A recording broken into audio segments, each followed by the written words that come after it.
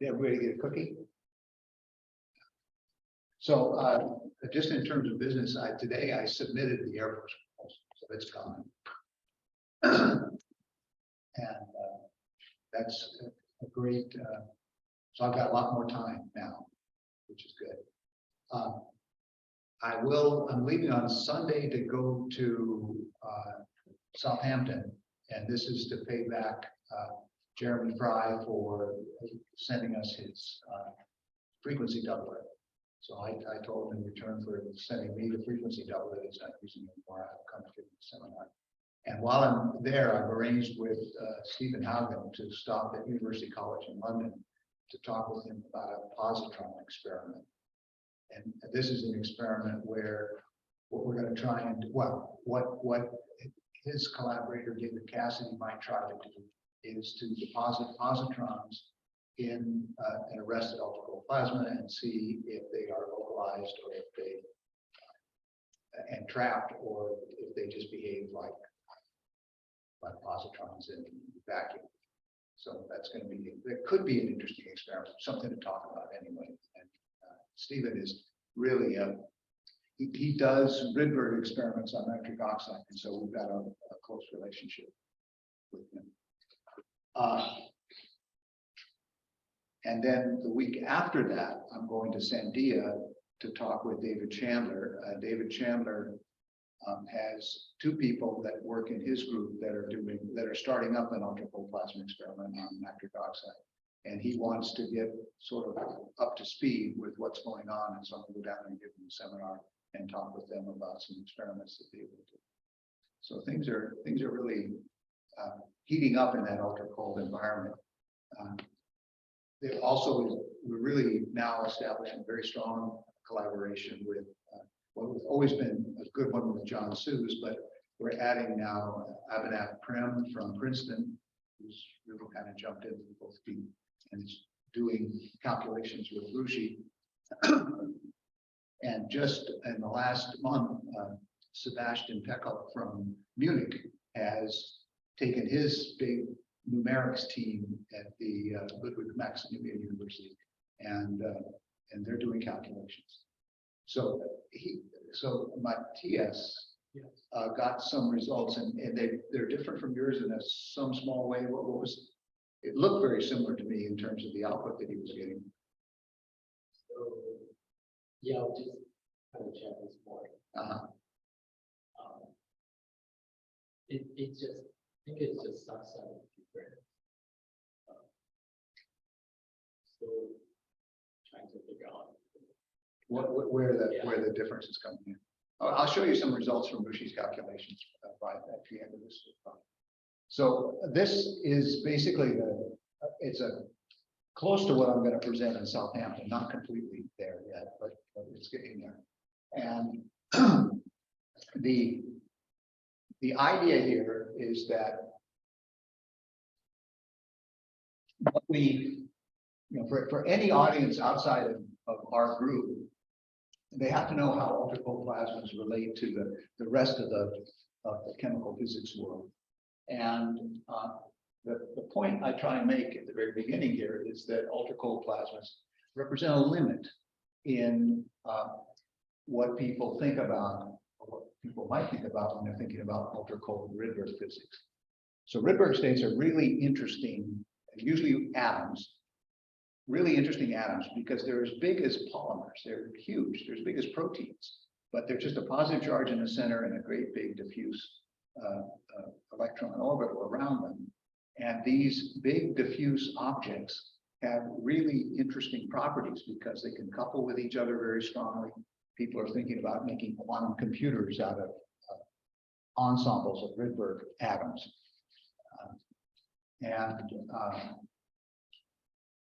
They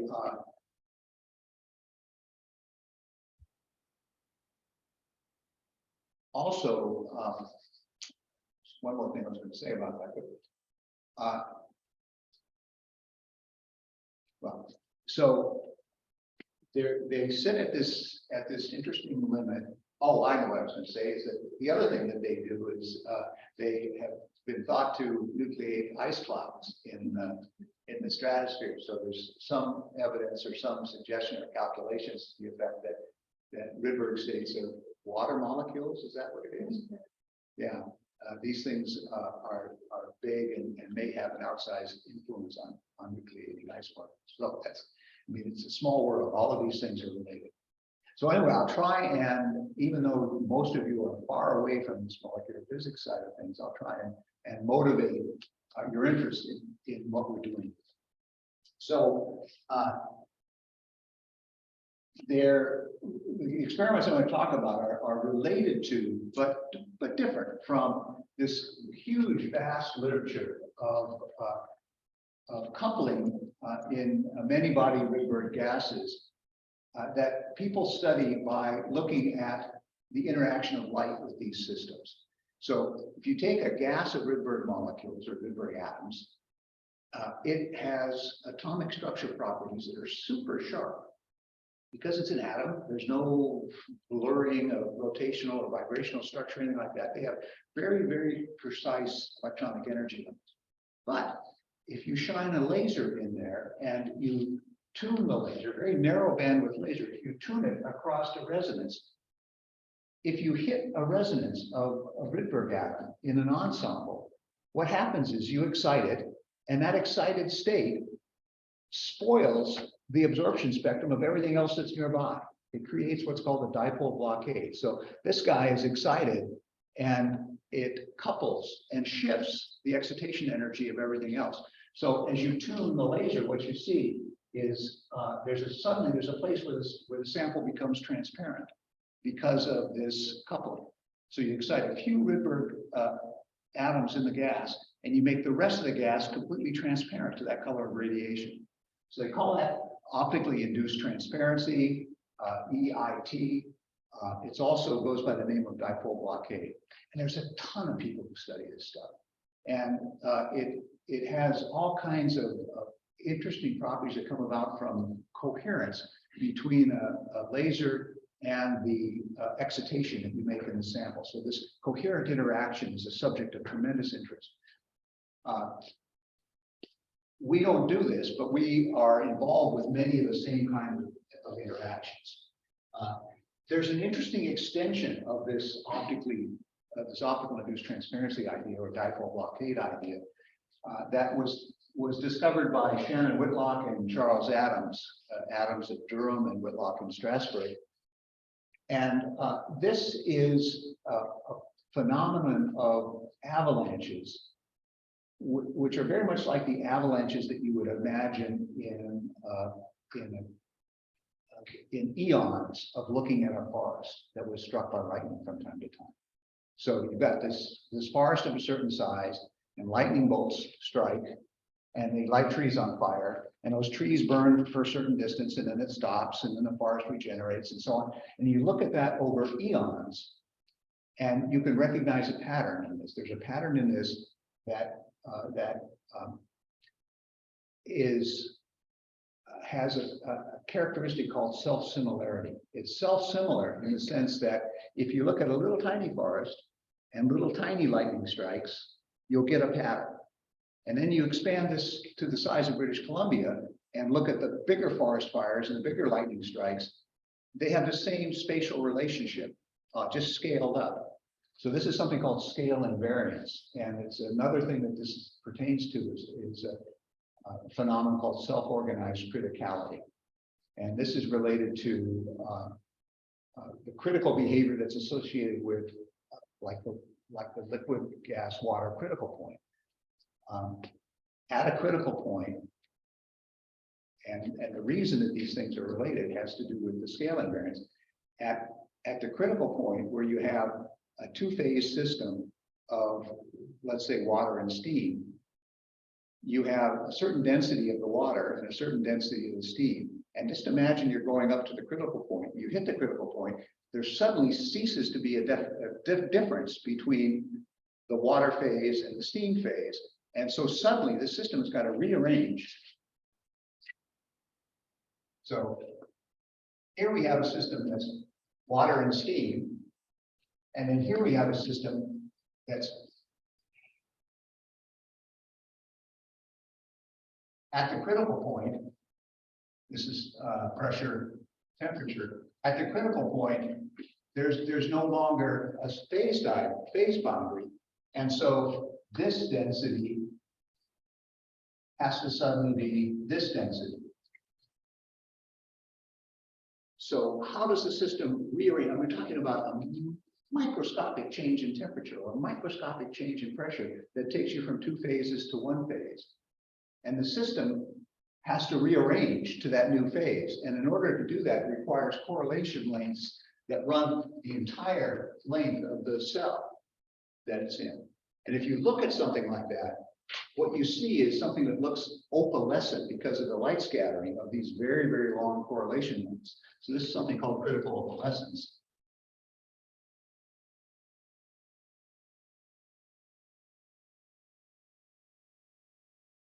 And critical opalescence is a mark of what's called scale invariance. It means that you can scale a critical state from a very small size to a very big size. And at every length scale, you'll have these large scale fluctuations that fill up the available space. Okay, so that's a critical state, that's scale invariance, it's criticality. And in Rydberg systems, they saw and argued for a similar kind of criticality. But here, the system is not water and steam, but it's light and Rydbergs. And that's a weird idea that it's light and Rydbergs that form this critical state, but that's what it is. What happens is if you take a big distribution of Rydberg atoms and you tune your laser far away from an absorption, nothing happens. As you tune it closer and closer and closer, you can reach a point where the tail of your laser has a non-vanishing probability of exciting one atom.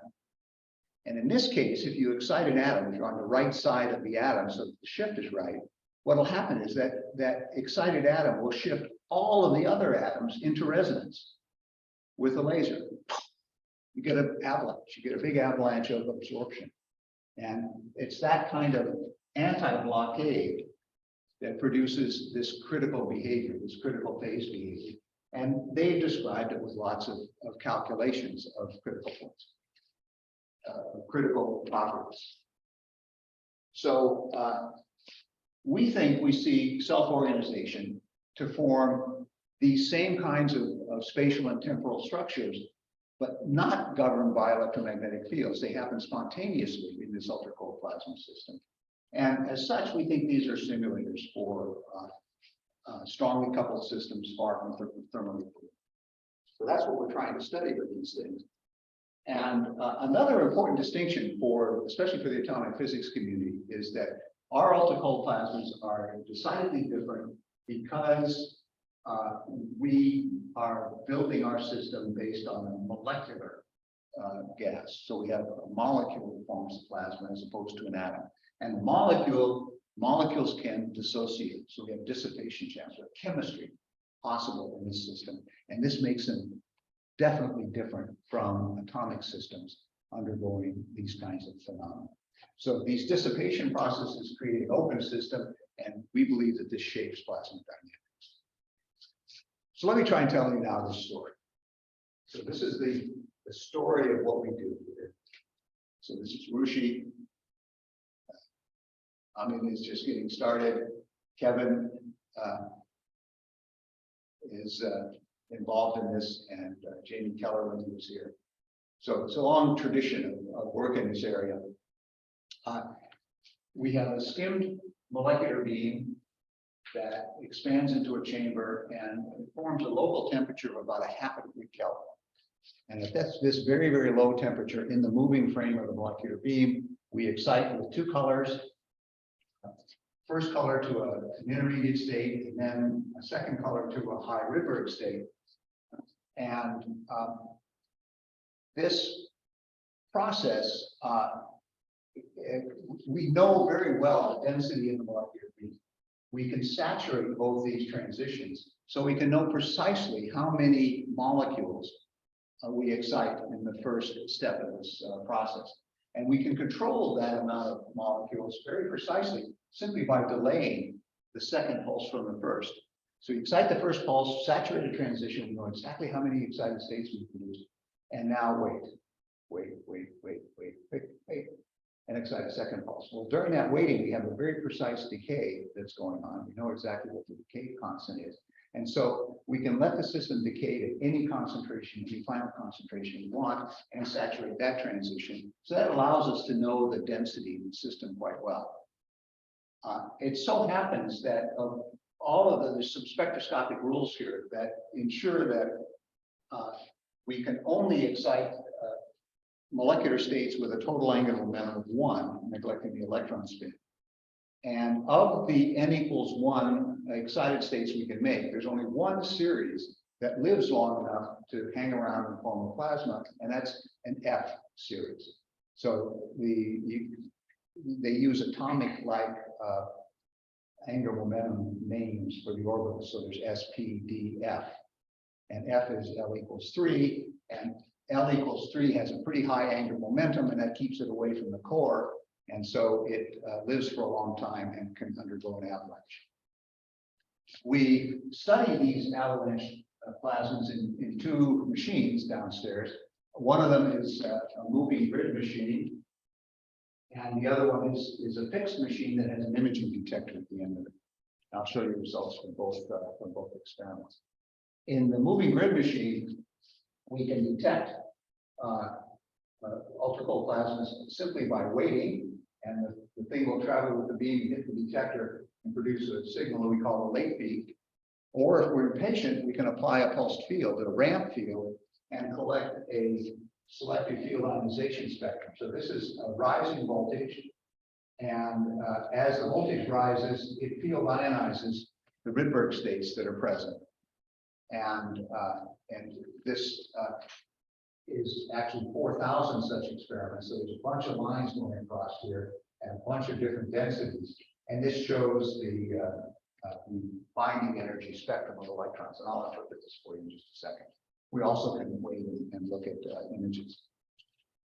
Okay, so here's a pretty good introduction to the phenomenon of avalanche to plasma. So what you're looking at here is a selective field ionization spectrum for 4,000 different experiments that are ordered in the density or the intensity of the signal. At the very highest densities, we see that there's a cloud of weakly bound electrons and nothing much more. At lower densities, there are these 2 characteristic signals. And those 2 signals both come from the same Rydberg state, 44F2, where 2 is the rotational angular momentum. And in this, remember our rule is n equals 1. And the way we make n equals 1 is to take rotation of 2 and subtract it from an orbital angular momentum of 3. So 3 minus 2 is 1. So that's the state that we prepare. And this state can field ionize to either the ground state of the ion or n plus equals 2.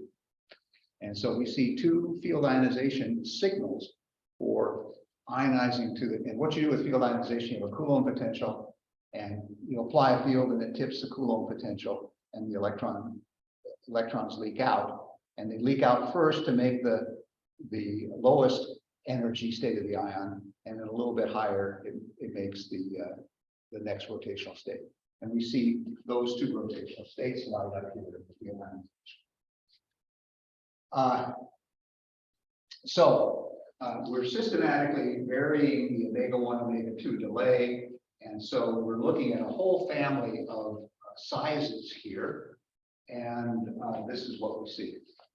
Now, one thing that's can't remember what order I'm doing this in. So let me, before I talk very much about the density, let me put this field ionization into motion and show you what this looks like as a function of time. So what we're going to do is take the ramp field and move it forward in time. And this is what that looks like.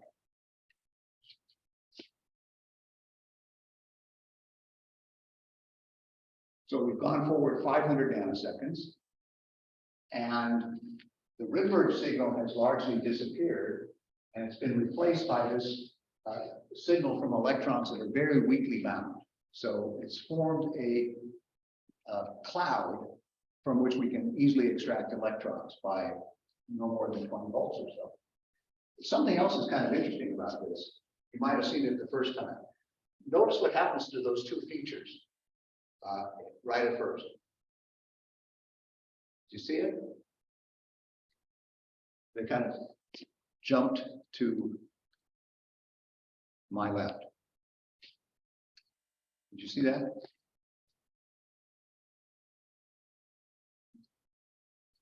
So that shift is telling you that those electrons have gotten more difficult to ionize. And the reason they've gotten more difficult to ionize is the very first stages of this avalanche have released some electrons in that volume. Those electrons have run into the Rydberg molecules and scattered those beautiful F states into states of higher angle momentum. And the fact that they're higher angle momentum takes a little more field to ionize. So that's called L-mixing, and it shifts the ionization to a little bit higher energy, and it's directly observable evidence for free electrons running around in the system. So we form these free electrons that we release.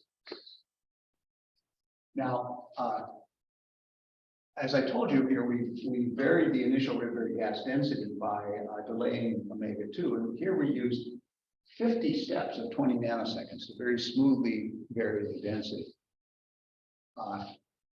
The relaxation rate that we see here agrees pretty well with classical simulations, but the signal we see at any one of these particular 50 steps is huge. It's a lot of fluctuation. So the signal fluctuates a lot more than the laser power does. And this has always been a matter of curiosity. And so finally, we took a close and more systematic look at this. And what we found is that if you go out about 150 to 150 nanoseconds out to 4 microseconds or so in this range,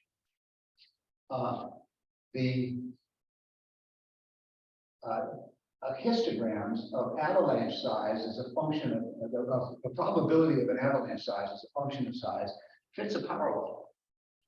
So here at a time equals 0, what you have is something on a log plot that if you plotted it linearly would look like a Gaussian roughly. But that's not the case. As soon as you get to a few hundred nanoseconds, all of them out of a few hundred nanoseconds fit this linear power law. And something that fits a power law, that's a dead giveaway for something called scale invariance. So if you have a power law,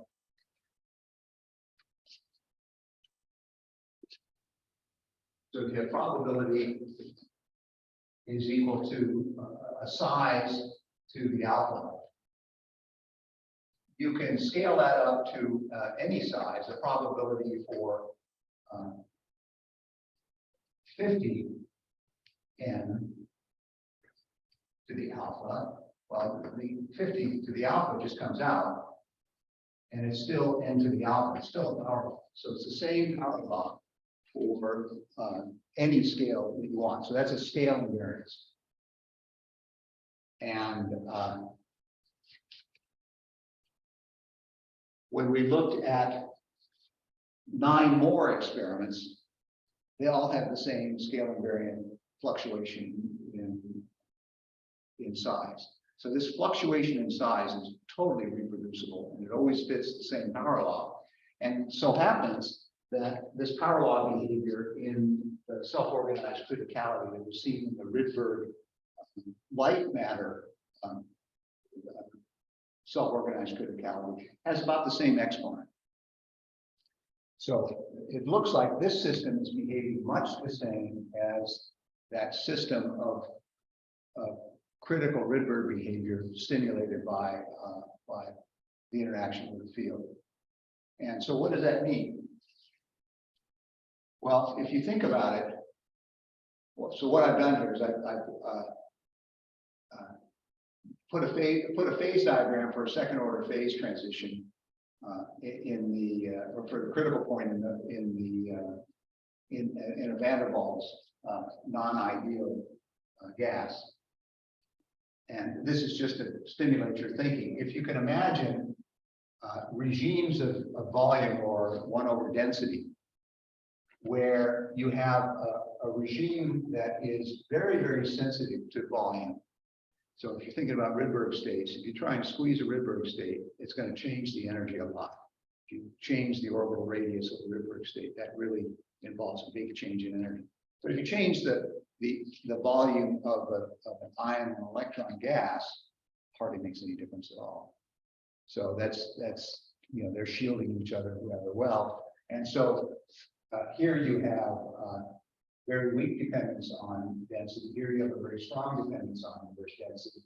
And in a regime where you have two phases, one can imagine varying amounts of Rydberg molecules sensitive to volume, ions and electrons unsensitive to volume, and they're just vary in proportion here according to some lever rule underneath this dome. But if you go up and up and up with the amount of energy that you fix in the system,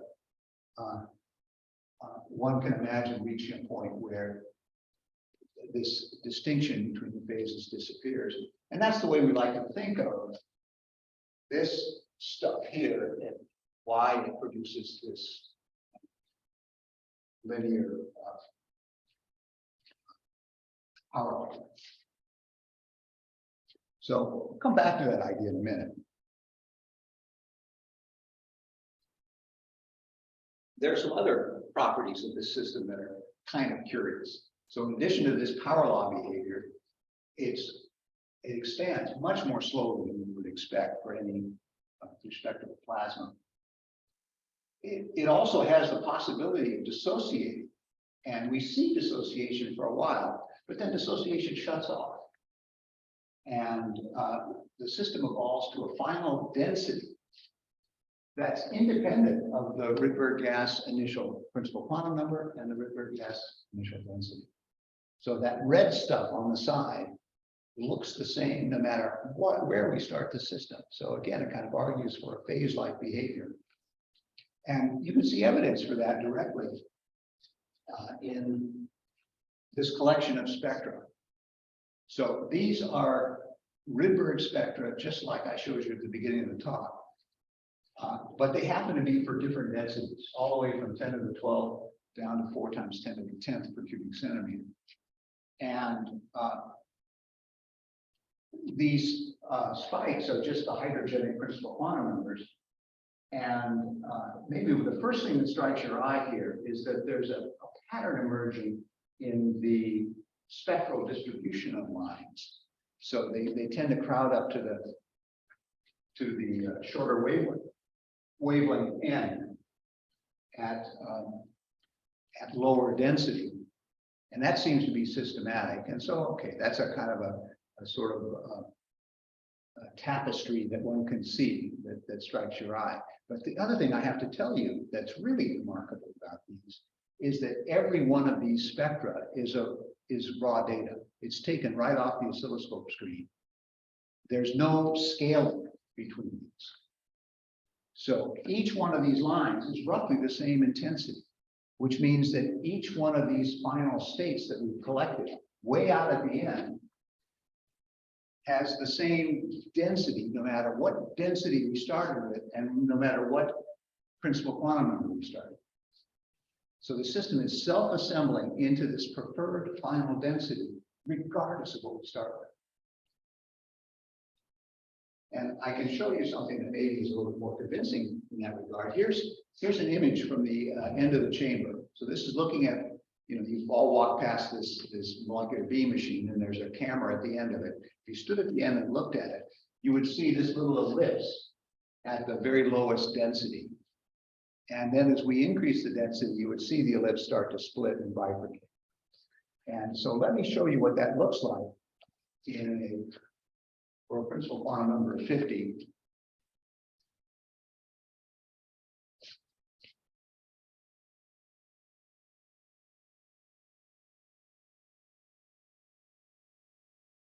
And you'll see at the highest density, so we've gone from low density to high density. The highest density, the signal is the weakest.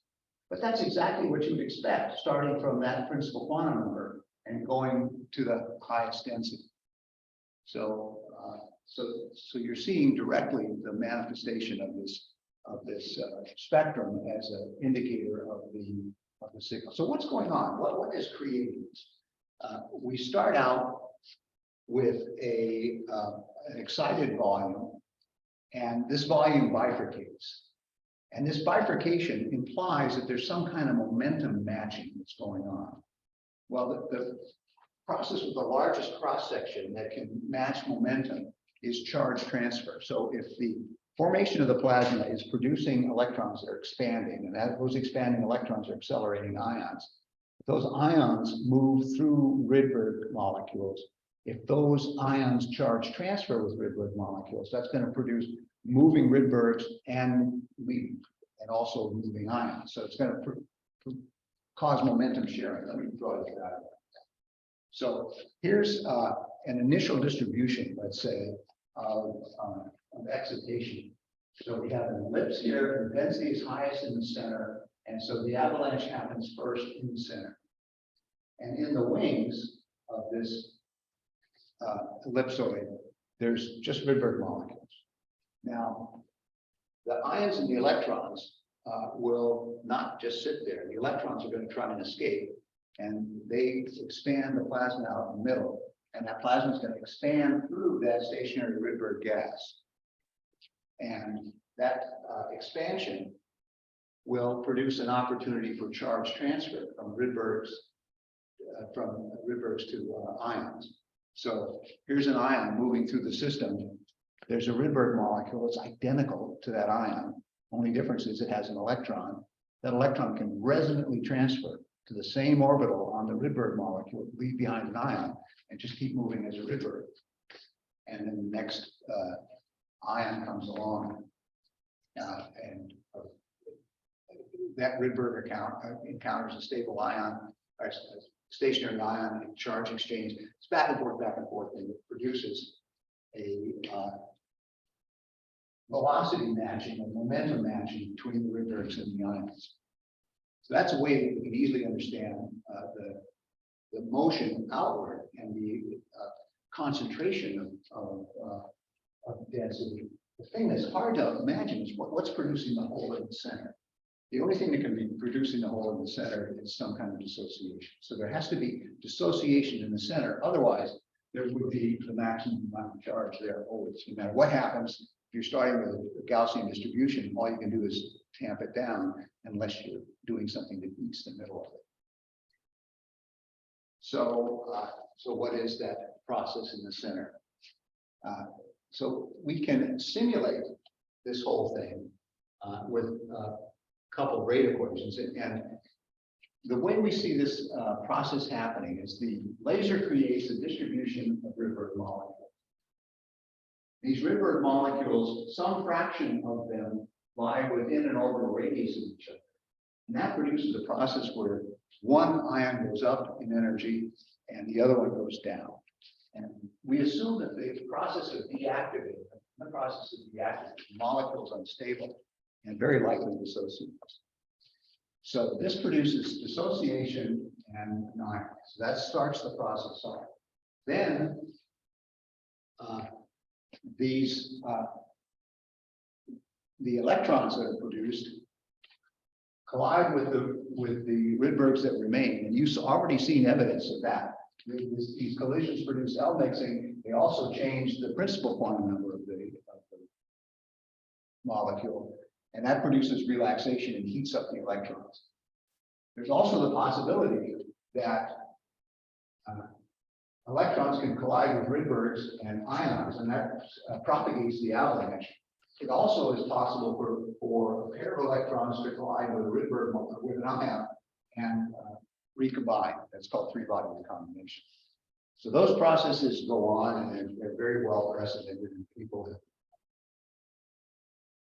written for many years a couple of rate equations to describe this. And then in our system, we also have well-established processes of pre-dissociation of Rydberg molecules, and also ions can combine with electrons to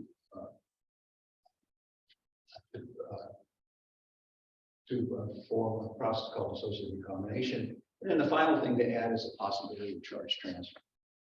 So these are all of the possible reactions that are going on in the system and what we call upon to try and explain what's going on here. To simulate all this stuff, this is what Smilla was doing over the summer. Rushi has written codes like this, so has Kevin.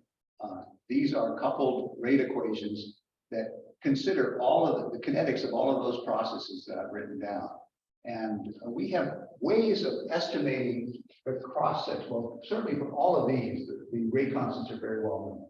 For this one, we can guess what the rate constants are and plug these into trial expressions and try and simulate what's going on with what are called classical rate equations. Now, we've got to keep in mind that penning ionization is what starts the process off. And the penning ionization is really quite interesting. So penning ionization occurs because you have a distribution of ions relative to one another. In an amorphous gas, you can calculate a mean free path, or you can calculate an average different distance between charge centers, but that's not exactly what all the charge centers look like. They have a distribution of distances, and there's a thing called Erlong nearest neighbor distribution, and it just comes out of gas kinetic theory.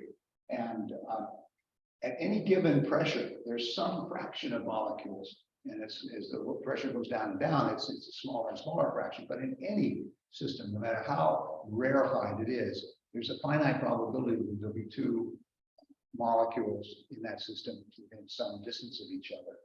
And so we calculate that, and we use that relationship between the distances to estimate the fraction of molecules that will penning ionize at any given density and for any particular quantum number that we might have selected with the laser. And you can see you go all the way from principal quantum number of 30, where you can't even see the number of molecules that are close enough to ionize. So it's a very, very small fraction, all the way to the point where every molecule is within the radius of another molecule to ionize. So that's this kind of distribution of possible probabilities for ionization. All right, so we argue that in order to get a momentum correlated high Rydberg ensemble, we need to have a good balance between molecules and ions. So in order for charge transfer to produce this charge transfer product and an exhausted electron. So that suggests that this is not going to be a very good condition for getting stabilized Rydbergs, because there's no ions will be formed. It's mostly all Rydbergs, so the Rydbergs can just dissociate. Out here, you've got all ions. There's no Rydbergs left. So if you kind of look at what we see in the spectrum, maybe that accounts for what we're seeing in the spectrum. Out here, there's too few ions. Down here, there's too few Rydbergs, and so we don't have what we need to make a charge transfer. So let's just take a look at these, how consistent these spectra are to the product of ions and Rydbergs. So if I just take the penning ionization expression and calculate on penning ionization the fraction of ion, or the number of ions, the density of ions, and the density of Rydbergs, and I just did this over the weekend on using an Excel spreadsheet. This is what it looks like. So that's the product of ions and leftover Rydbergs following penning ionization divided by the sum of them normalized. And this is what it looks like for 3 different densities, roughly corresponding to the densities of the experiments. And it's a remarkable agreement. It tends to support the idea of this mechanism for stabilization and the movement of the system to an organized state. Okay, so I don't want to spend a lot of time on this. Yeah, we're coming to the end here. So this is, Smilla did these calculations and she came up with a similar sort of prediction from her calculations. There's actually a conceptual mistake in the penning ionization formulas that we used here. And I think that these things are going to come way down when we fix that. So I'm going to get Smilla back in here to do more calculations.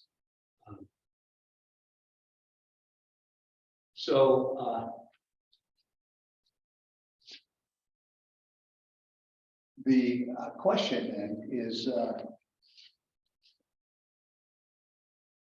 how do we think of this final state here, this state of a charge transfer of ions and electrons? Should we think of it as mostly ions and free electrons? So that's should have one of those SFI figures here. This is the red zone in the SFI. Is this all ions and electrons, or is it all Rydbergs? Well, it moves both in both ways. So this is getting back in now into what the composition of this phase is.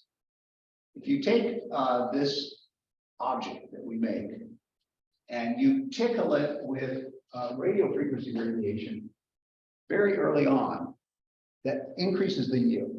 And what that's doing is accelerating the L mixing and stabilizing the Rydberg population by getting it into a state of higher angular momentum. But if you apply that RF tickle, and we're not talking about very much voltage at all here, so 400 millivolts. If you apply a 400 millivolt tickle after the plasma has formed, that mobilization of electrons destroys it very effectively. So this is something that's very sensitive to electron collisions and after it's formed. In a similar fashion, you can take an F state, and if you get in early with millimeter wave radiation and excite a transition to neighboring G states, you can increase the yield. So this shows an increase in yield with the with a tuning of millimeter wave radiation in a Rydberg transition. You could that really works, but that falls off with time, with L mixing, just as you would expect. When the F states are disappeared, there's no more advantage to shining millimeter waves on it, it disappears. So the FG resonance falls with L mixing. Now, if we shift the millimeter wave radiation to the left or the right, we can see broader resonances that appear as dips. And these are places where you destroy the plasma by exciting to a penetrating Rydberg state. So now what you've done is you've introduced some dissociative character.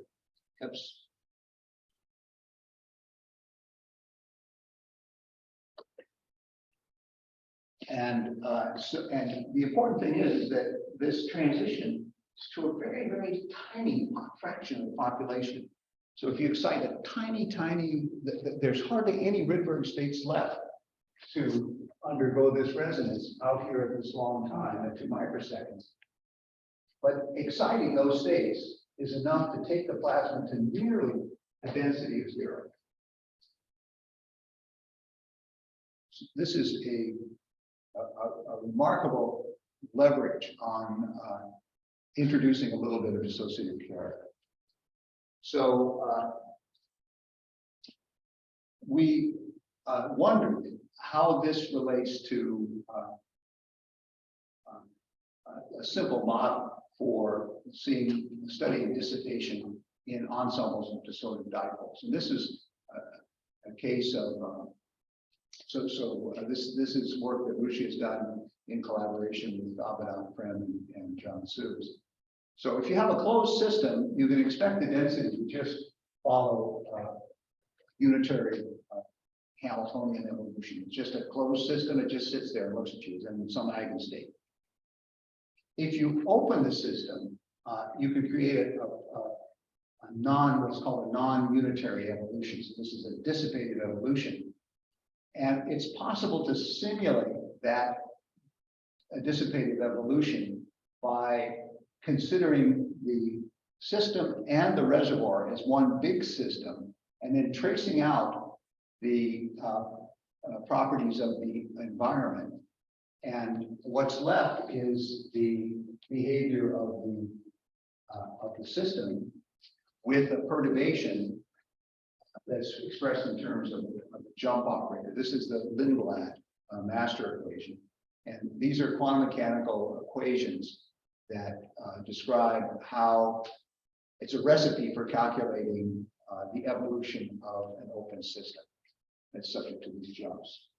And Lucy set this up for a system that was described very much like our ensemble of a couple Rydberg dipoles, where we imagine that we've got, in this case, we're simulating our entire system of 1 million Rydberg states with a linear chain of 11 atoms.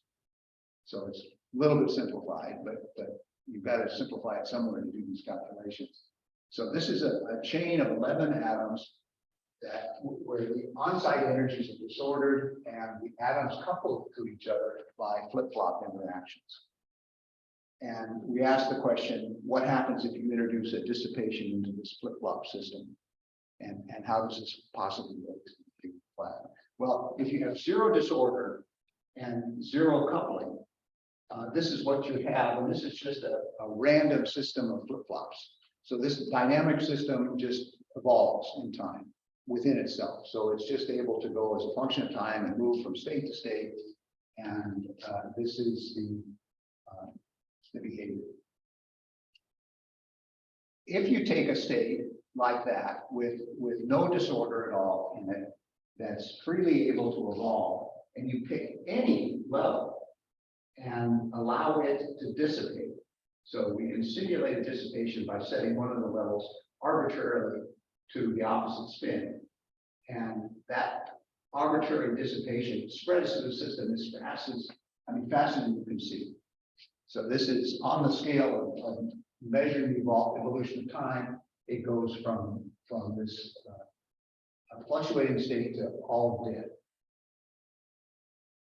If you introduce disorder, the eigenstate of the system becomes localized. And so there's no more evolution, there's no more random fluctuations.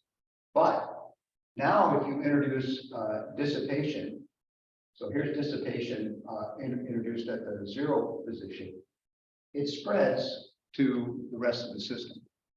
So one spin locked down into a dissipative state spreads algebraically, even though the system is localized. If you put it in the center, you see this cone of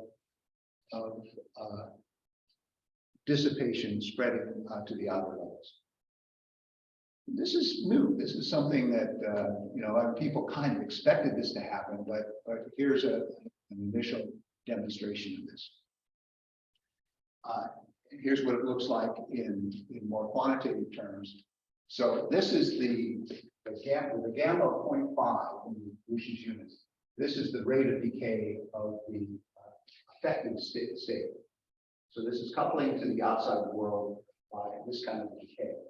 And if you look at either end, it's slower, but is affected by that decay. If you started at one end and you look all the way at 10 units away, you see it's a bit slower. So this is a sign that you can have a localized system and excite dissipation in that and have that dissipation spread throughout the system. If we look at the experiment, remember I told you that we had this enhancement with L mixing, or this enhancement of plasma formation with early excitation, but this just dissipates very quickly. This is an indication of how fast that disappears.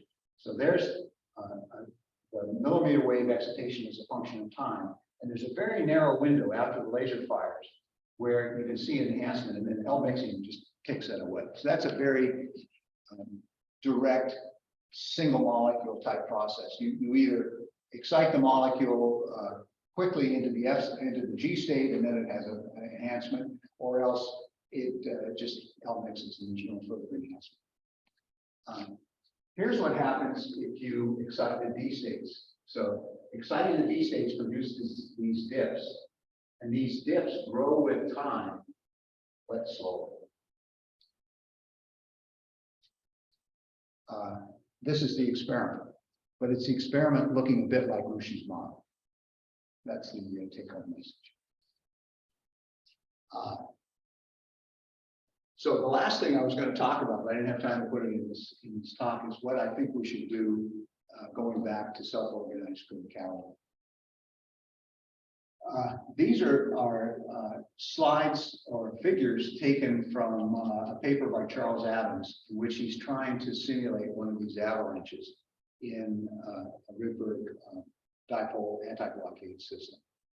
And they're doing it by a system called, by a procedure called coupled autonomy, cellular autonomy, coupled cellular autonomy. And with cellular autonomy, you basically just have a grid.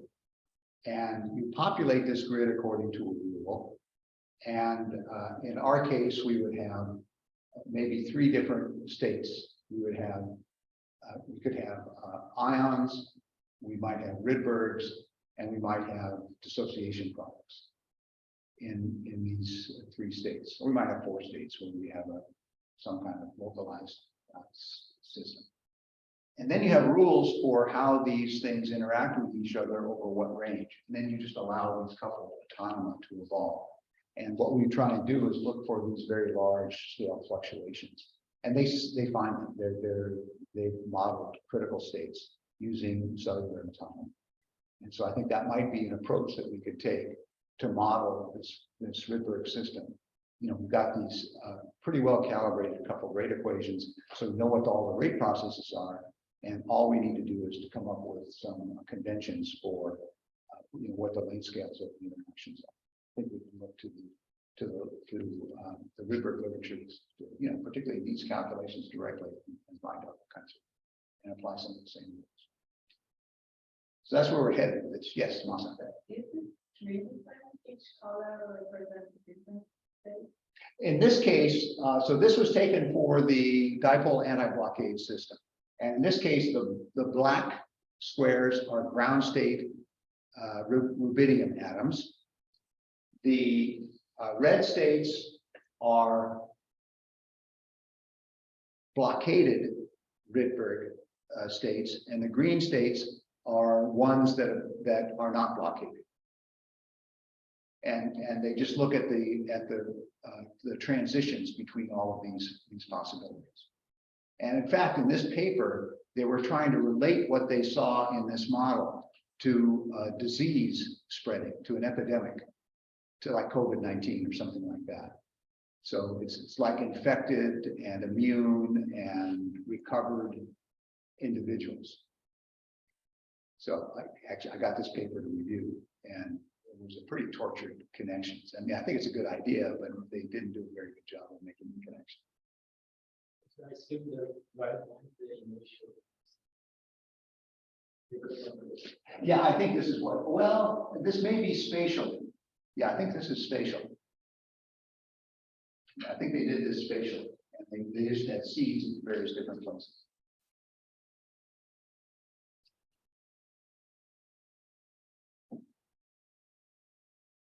Okay, so I'll give you guys the papers. Yes. Okay, if you have one small film molecule, Pardon me? if you have one small film with molecule, then we have more colors in the stage. There could be more colors because there's a few more processes that are possible. Yes, absolutely. So if we use a similar sort of thing, so inactive, active, and infected or something like that, there might be one more color which would be white for dissociated or dissociated. And then we might be able to see a regime. If we set it up with the right concentration, we might be able to see a regime develop in the center of this that's white, and then the lobes develop in wings. There's some ways that we could kind of preload the system to behave a bit like what we see in the experiment.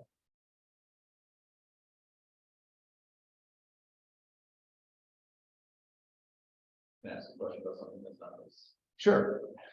Is there any like equation that puts a ceiling on the maximum lifetime you can give us to relaxation state?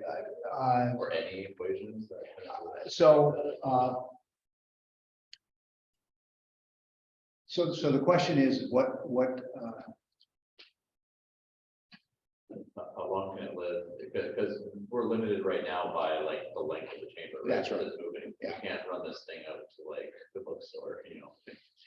well, so that is a really good question. I think that it may come down to something as prosaic as just the divergence of the molecular beam. We don't have a perfectly collimated beam, so our molecules begin life with velocity vectors that we don't particularly want. I mean, they're extraneous velocity vectors that are going to lead to a very slow expansion, and I don't think there's any way to turn that off.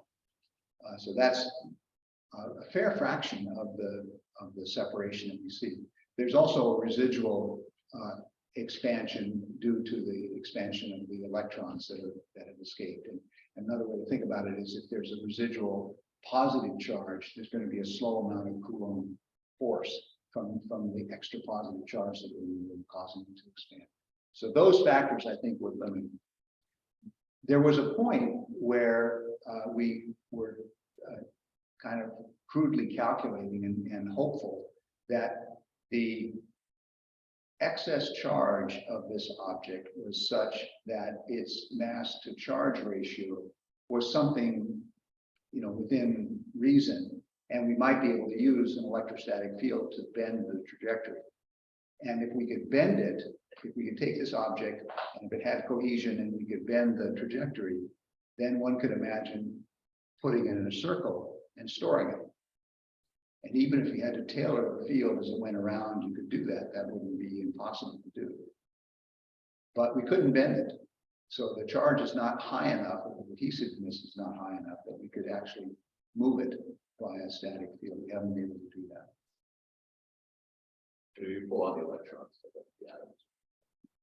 You know, so everything screens everything within this volume. And it's a question of what is the cohesiveness of this volume? And it's a question of polarizability. There also could be a concept of surface tension associated with this. So it's almost liquid drop-like. And you apply a force to that, you're going to polarize it and maybe deflect it. But we never saw any evidence for either one of those things going on. And then you have the photos where it shows the expansion of the two volumes versus the SFI trace. Are those taken on the same instrument?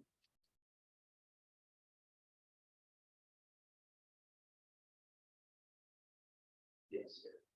So is the top and bottom data taken on the same instrument? Yeah, these are all taken on the same instrument. I mean, the top and then the trace below too. This would be like a two trace. Yeah, oh yeah, absolutely. Same instrument. Yeah, absolutely. And then like as it's expanding there, like I think it has a linear velocity, right? Like it moves across the screen. So it moves across the screen, not with time, but moves across the screen with density. Linearly with density. Yeah. That velocity. Yeah. Density. So like when you're going down to like the highest density states, are you sure that you're not getting this reduction in density because it's like clipping on the side of the gap? That's another great point. Yeah, no, we do see evidence for clipping.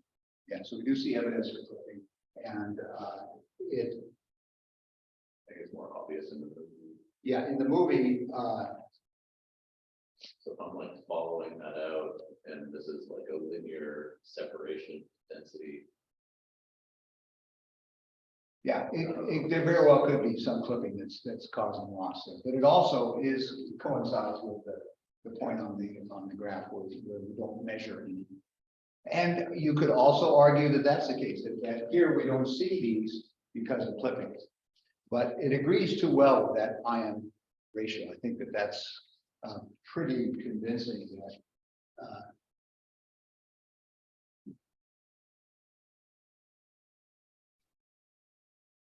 You know, that there's something in this fall here that explains that.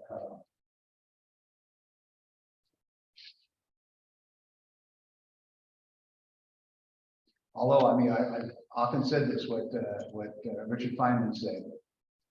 try not to fool yourself because you're the easiest person to fool. And it could very well be that I like this idea so much that I'm not considering in enough detail the idea of losing. But we have looked at that, and it's been a minor effect. I think for those very, very highest powers, we have to be really careful about.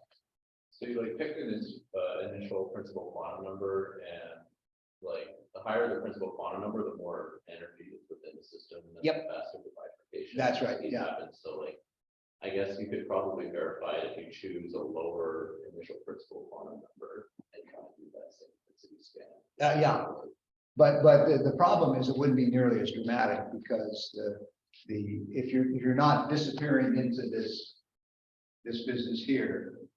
I mean, this does tend to occur in every one of these cases about the same place that the objects hit the edge. So you could produce a fast bifurcation either by increasing the density or increasing the principal quantum number. So then you guys have a favorite principal quantum number. Oh, yeah, I mean, we always pick something right in here because it gives you a nice experiment at any density.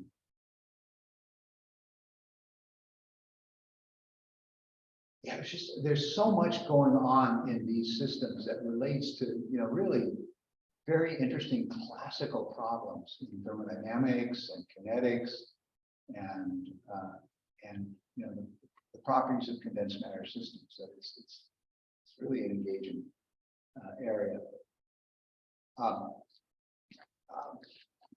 Yeah, well, we're past the end here. I'll just say this, that another thing that makes this stuff really significant is if you think about what's going on in this bifurcation and the fact that these objects truly are moving together and not spreading very much, is telling you that this charge exchange has matched the velocities very well of the ions. So the ions and the Rydbergs have very, very closely matched velocities. And I would argue that they also lose their identity. You don't have Rydbergs or ions anymore. What you have is a collection of electrons and ions that are in some kind of loose association. It's like a Rydberg state, like an ion and an electron, but very, very just an incredibly subtle difference between how do you when you have something like this and something like this, and you say this one is associated with an N and an L, and this is a so-called free electron. It's not really free because there's other NO pluses around and other Rydbergs around. I mean, it's just this mix of Rydberg molecules and ions and electrons. And what I've argued is that the ions are all moving at the same velocity with respect to each other. And the electrons are almost completely quenched because they've exhausted themselves trying to move those ions. So their velocities are about the same as the ions. They're all moving through space. So this is something that has roughly a 0° Kelvin ion temperature and a 0° Kelvin electron temperature. And everything is moved into positions of minimum energy. So this is a quantum. It's a quantum fluid. It's a quantum material. And it's something we get for free 10 times a second when we fire the laser. It just happens. And so the question is what kind of, what can we do to characterize this and prove its character? And then once having proven its character, what can we use it for? Can you store information in this quantum? Can you use this quantum fluid as a simulator for other processes, as a many-body analog computer? So that's where the future is in this stuff. Sure. Is it possible to just stop decelerating? So it's possible to start decelerate, NO Rydberg molecules. That's what Stephen Howard does. So I'll talk with him about that. I'll see the start decelerate. So he can do this with Rydbergs. I don't know if he's even thought about trying to do something like that with plasmas. Something similar should work with a plasma. If it doesn't destroy it, that's the question. Put that kind of field on it, is that going to break its mobilization? Does the seed gas affect the velocity as well? Like if you were to, instead of use helium, it's like a heavier. Yeah, and you slow it way down. For the imaging experiment, that would produce real problems. Because if you had the same separation velocity, but much slower collecting beam, it would fly off the detector much sooner. It would just separate too fast. So there's certain limitations to that kind of thing. But for sure, there's a vast excess of helium in the beam present with the NO. And there's also a lot of leftover NO. And one of the experiments that's proposed in the Air Force proposal is that we'll take all of those extra lasers that we've got sitting out there on top of each other. And we're going to make a plasma that's bifurcating slowly. And then with the volume of nitric oxide that remains in the roughly 82.5% of the of 87.5% of the nitric oxide that was originally there remains after we made the plasma. We're only exciting a small fraction, 12.5% is what's excited to make the plasma. The rest of it is still there. So we can take that NO that's still there and excite a second plasma. And if we choose the right quantum numbers, right density, we can make a faster expanding plasma. And so the plasma in the center can catch up with the plasma on the outside. We don't get a collision.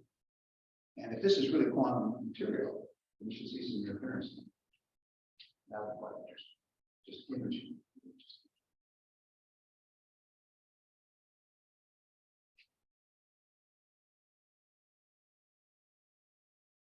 All right, I'll polish this up a bit before I think there's one more question. Yeah. We have spin coupling. Do we have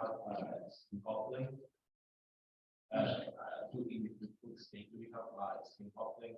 I mean, electron from one to the similar to spin coupling. So it's dipole coupling. So there are transient dipoles on Rydbergs that couple with each other that are much stronger than any spin or rotation coupling. So the dipole coupling term is of the order of the instantaneous dipole of the order of 5 to 5 in the Rydberg state. So huge dipole coupling. So that's really the new story. The spin doesn't matter very much at all. So in the order, I mean, how this region spin model that's actually that. Yeah.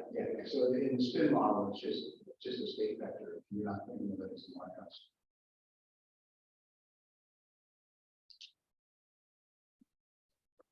Okay. We better stop going over.